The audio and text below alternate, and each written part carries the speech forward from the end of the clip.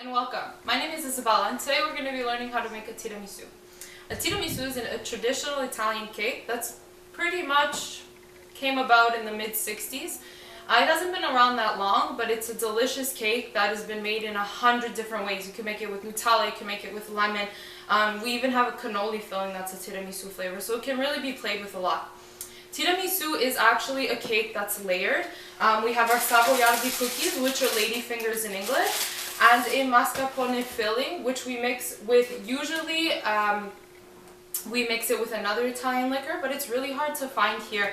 So I use Tia Maria, which is a coffee-based alcohol, and it mixes really well with the flavors. So basically all we do is we layer the different flavors. We have the zabaione filling, which is mascarpone and alcohol, and the lady fingers drenched in espresso and the Tia Maria.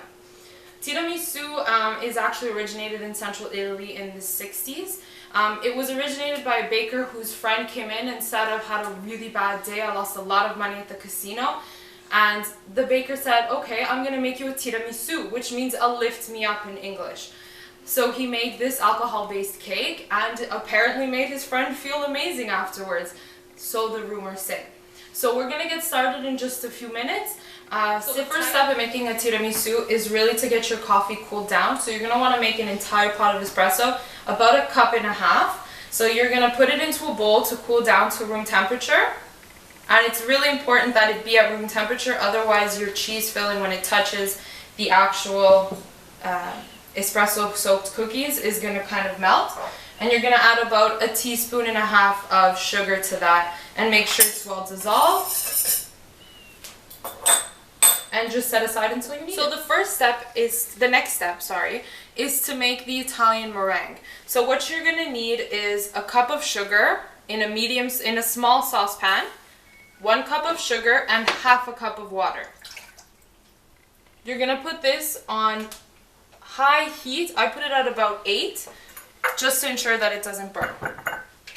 I also use a candy thermometer. So you're going to have to boil this until it reaches 245 degrees Celsius. So you're going to put it on here.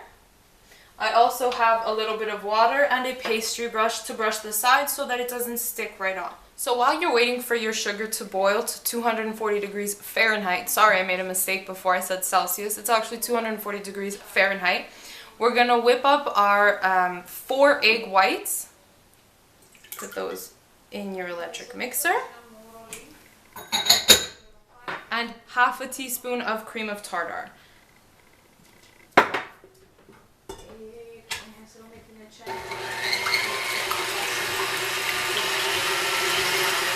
So you're going to whisk this up until it reaches softer peaks. Our sugar mixture has reached 240 degrees Fahrenheit.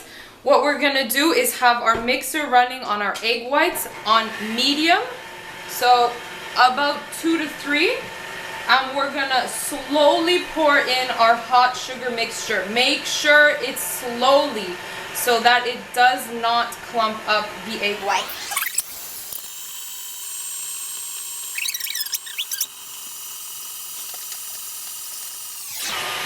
And now we're gonna beat it until it's got stiff peaks, which means that the egg whites are gonna be standing upright.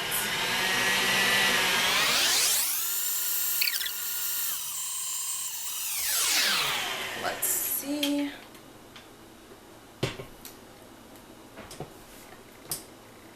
Next we're going to start making our zabaione filling. What you're going to need to start is 4 egg yolks. These will be the same egg yolks that you used from the meringue filling. So you're going to put those into a heat-proof bowl, and it's very important that you do this in a heat-proof bowl because we're going to be putting it over a double boiler very soon. So you're going to beat the egg yolks until they become very light and fluffy. It's about 2 to 3 minutes.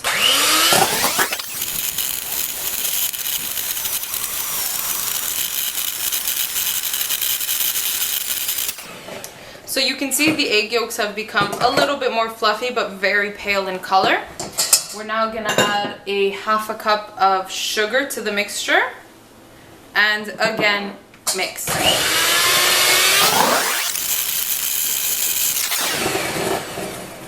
You can see that the mixture is very, very pale in color. Next, we're gonna add the half a cup of Tia Maria, or you, like I said, you can use any alcohol that you wish that is a little sweeter. So Di Serono, which is an amaretto based, or even a Kahlua, which is a little bit more tropical, but it's also very good. So you're just gonna pour this in, and again, mix.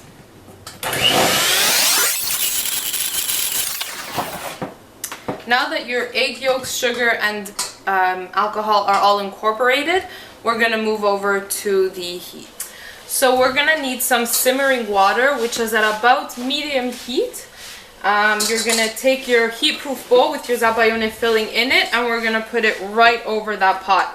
Make sure you're mixing at the same time at about medium speed as well, otherwise you're gonna get a chunky zabaione filling.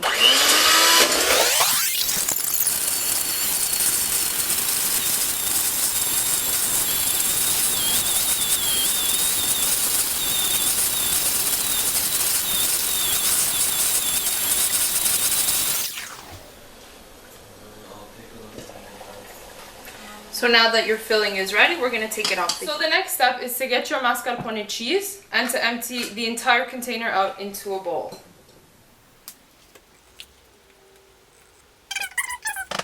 Next, what we got to do is whip the mascarpone till it's softer.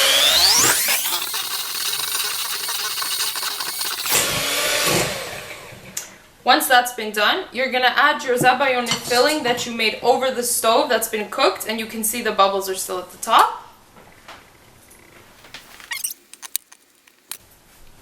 And again, incorporate.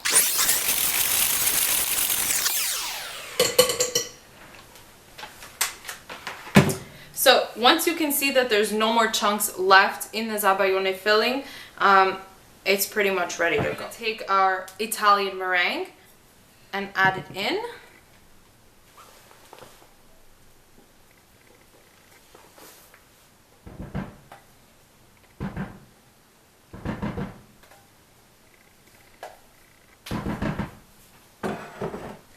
The key here is to fold it in, not stir it in, otherwise you're going to lose the airiness of the meringue.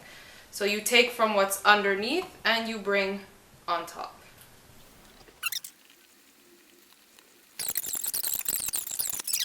So here you can see it's well incorporated, and all that's left to do is assemble. So this is the final step of making your tiramisu. It's really actually simple. You're going to take your Savoiardi cookies, which you can use any brand, and you're going to dunk them in your espresso mixture, which we made at the beginning of the video. Lightly dunk, place to make a nice base.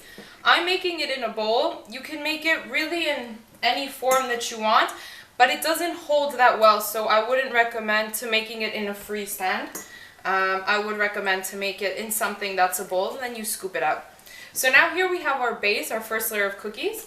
We're going to take a spoon and add in our zabaione filling. And you just continue.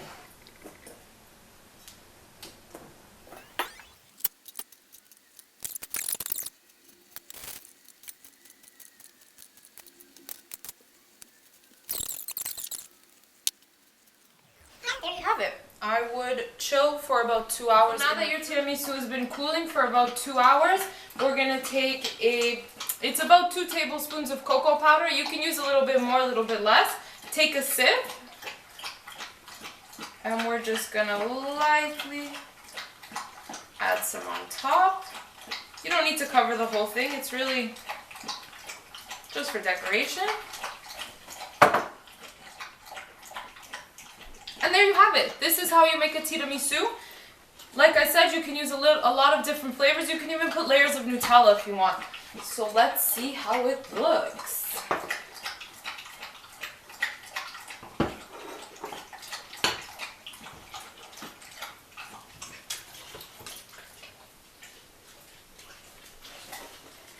So here you can see the different layers of the cream and the cookie. Looks delicious, smells delicious. I can't wait.